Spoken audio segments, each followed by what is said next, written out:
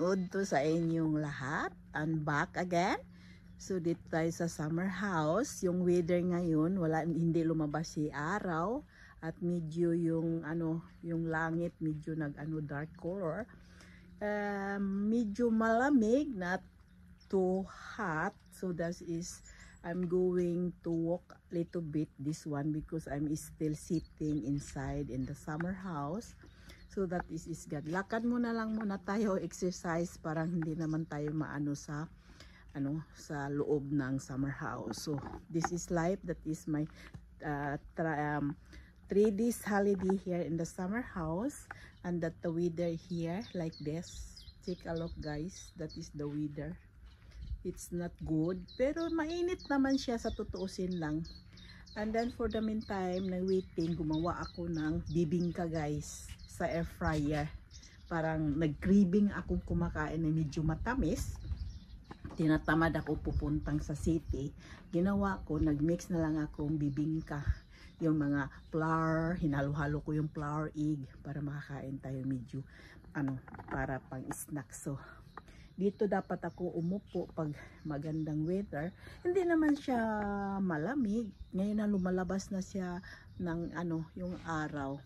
So ganito lang buhay pag mag-holiday tayo guys. So mag-stay muna lang tayo dito sa summer house para ma-relax yung utak natin kasi yung traffic, wala siyang traffic. Lumabas si araw. Yan, lumabas si araw guys.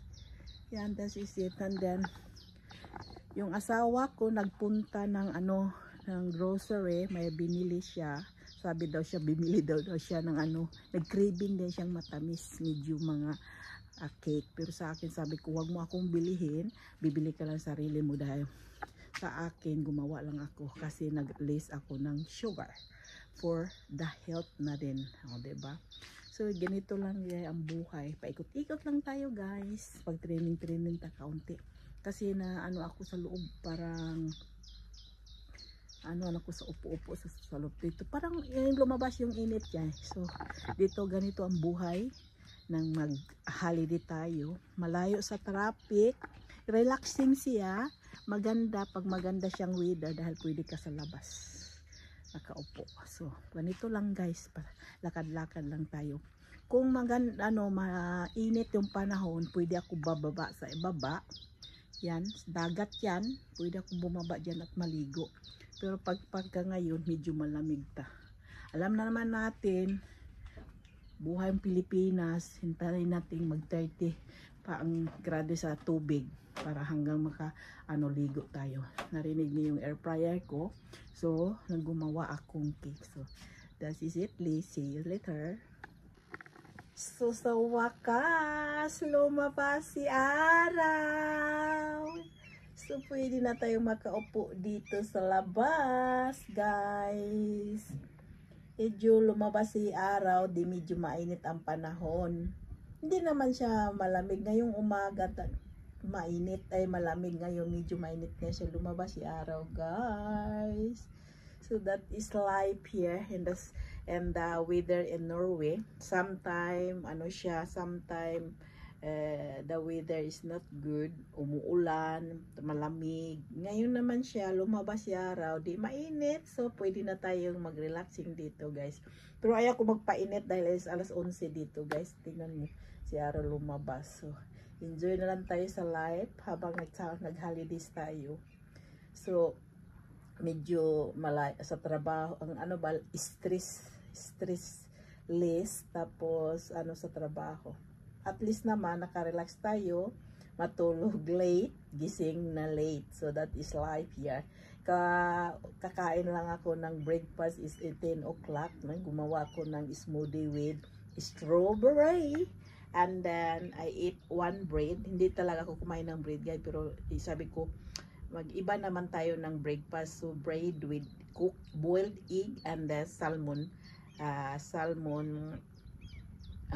smoked salmon, and then the other one is cheese. So that is my breakfast today. Mainit na siya guys, mainit na siya, lumabas si araw.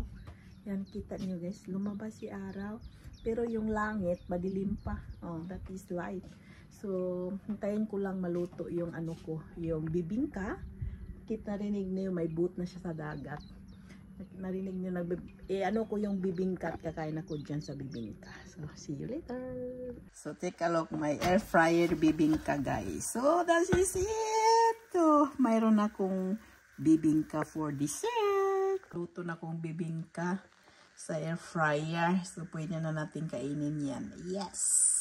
This is my husband requesting apple, air fryer apple cake. Guys, success! Nag-craving siya cake. Nagpunta siya ng grocery. Hindi niya nakita ito. Sabi ko, I make for you apple cake. So this is it, guys. So, less sugar. This is my air fryer apple cake, guys. 140 and 45 minutes. Yes! Yummy time to eat. Air fryer apple cakes is going to make a powder sugar with lemon, so lemon juice. So this is it, guys. Instead of cream floaty, she use this one to make it extra delicious. Yes, that is my air fryer apple cake, guys. It's so yummy. Yes, finally, the bibingka sa air fryer. So, mag-ano lang tayo, discartes sa craving nating matamis. So, ito na siya. Luto na. Tikman na natin, guys. Just is least sugar. Least na siyang sugar. Pwede pa lang kumakain natin ganito. Okay na rin, masarap. At hindi siya matamis. At least, naka-craving is success. So, meron tayong Pepsi Max. So that is my lunch for today. At narinig niyo yung boat. Mayroong boat sa dagat. Masarap na rin, guys, sa totoo lang. Kahit pa paano na kain tayo ng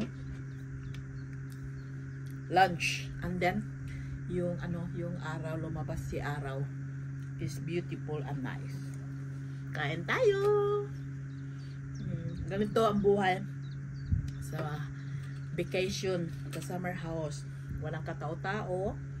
And then, yun, marinig mo lang yung motor sa boat. And then, yung dagat na malinaw.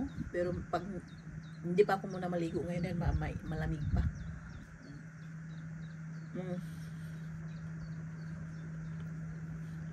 At nakakain tayo, pwedeng gawin itong pancake, hot cake. Anong gagawin nyo?